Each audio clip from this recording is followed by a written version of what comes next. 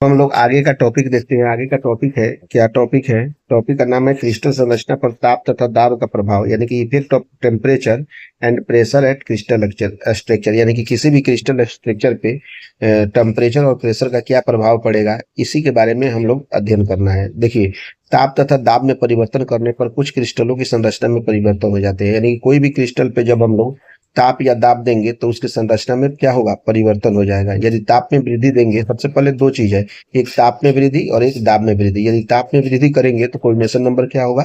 घटेगा। Coordination number को ही हम लोग बोलते हैं उप सह संयोजन या समन्वय संख्या।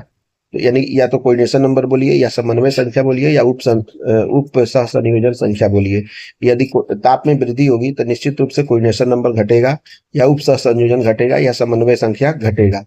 ठीक उसी तरह से दाब में यदि वृद्धि करते हैं तो इसमें क्या होगा कि कोऑर्डिनेशन नंबर, समन्वय संख्या, उप संयोजन संख्या निश्चित रूप से क्या होगी? बढ़ेगी। यानी कि ताप में वृद्धि करने पर कोऑर्डिनेशन नंबर घटेगा और दाब में वृद्धि करने पर कोऑर्डिनेशन नंबर बढ़ेगा। जैसे एग्जांपल हम लोग बहुत सारा देख सकते हैं, हम लोग देखेंगे अभी। तब तक सबसे पहले मैं लिखता हूँ कि दो चीज ही हैं, एक है टेम्परेचर यानी कि ताप, और दूसरा क्या है? दाब। तो सबसे पहला पॉइंट हम लोग यहाँ पे लिखते हैं, ताप तथा दाब में परिवर्तन करने पर, ताप तथा दाब में परिवर्तन करने पर, ताप तथा दाब में परिवर्तन करने पर, ताप तथा दाब में परिवर्तन करने पर कुछ क्रिस्टलों की संरचना में परिवर्तन हो जाता है। कुछ क्रिस्टलों की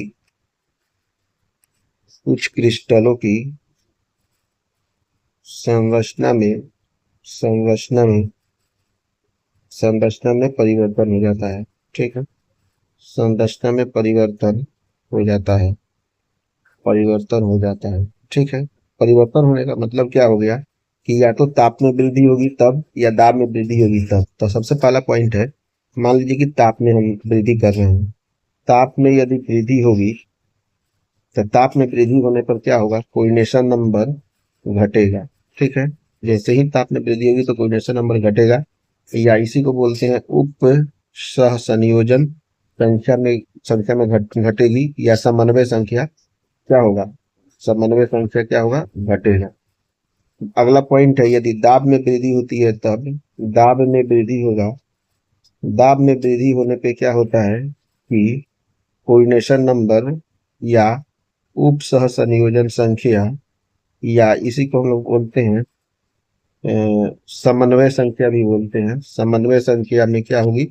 बढ़ेगी। ठीक है, दोनों हम लोग देख लिए।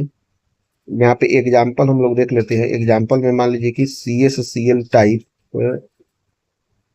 क्रिस्टल स्ट्रक्चर है, जिसका कोऑर्डिनेशन नंबर आपका 8 और 8 कोऑर्डिनेशन नंबर होता है। ठीक है, तो क्या होता है कि जैसे ही यहाँ पे हाई टेम्परेचर देते हैं, हाई टेम्परेचर देने का मतलब कितना हो गया? 740 डिग्री केल्विन देते हैं तो यह CaCl से बन जाता है NaCl टाइप क्रिस्टल बन जाता है। ठीक है, और NaCl टाइप क्रिस्टल बनने के कारण इसका कोऑर्डिनेशन नंबर 6:6 कोऑर्डिनेशन नंबर हो जाता है। ठीक है, ठीक इसका उल्टा, जब हम लोग CaCl NaCl टाइप स्ट्रक्चर पे जब हम लोग हाई प्रेशर देंगे तो ये हो जाएगा CaCl टाइप का बन जाएगा, यानी कि इसका कोऑर्डिनेशन नंबर कितना हो जाएगा? 8 हो जाएगा। तो इस तरह से हम लोग देख सकते हैं कि जब ताप में हम लोग वृद्धि कर रहे हैं तो कोऑर्डिनेशन नंबर घट रहा है, और दाब में जब हम लोग वृद्धि कर रहे हैं तो कोऑर्डिनेशन नंबर बढ़ रहा है।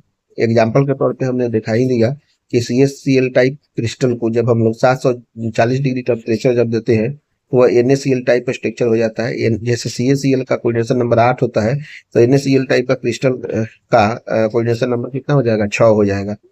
ठीक उसी तरह से जब NaCl टाइप क्रिस्टल को जब हम लोग हाई प्रेशर देते हैं तो वह CaCl टाइप क्रिस्टल में बदल जाता है, यानी कि NaCl टाइप क्रिस्टल का कोऑर्डिनेशन नंबर 6 है तो CaCl टाइप का क्रिस्टल का कोऑर्डिनेशन नंबर कितना हो जाएगा? 8 हो जाएगा। तो इसे आप सब अपने फेयर में कर लीजिए। हमारे चैनल को अभी सब्सक्राइब नहीं किया तो सब्सक्राइब कर लीजिए, अपने दोस्तों के साथ भी शेयर कर दीजिए। अब इसके बाद में ये हमारा टोटल 26 नंबर का वीडियो हो गया।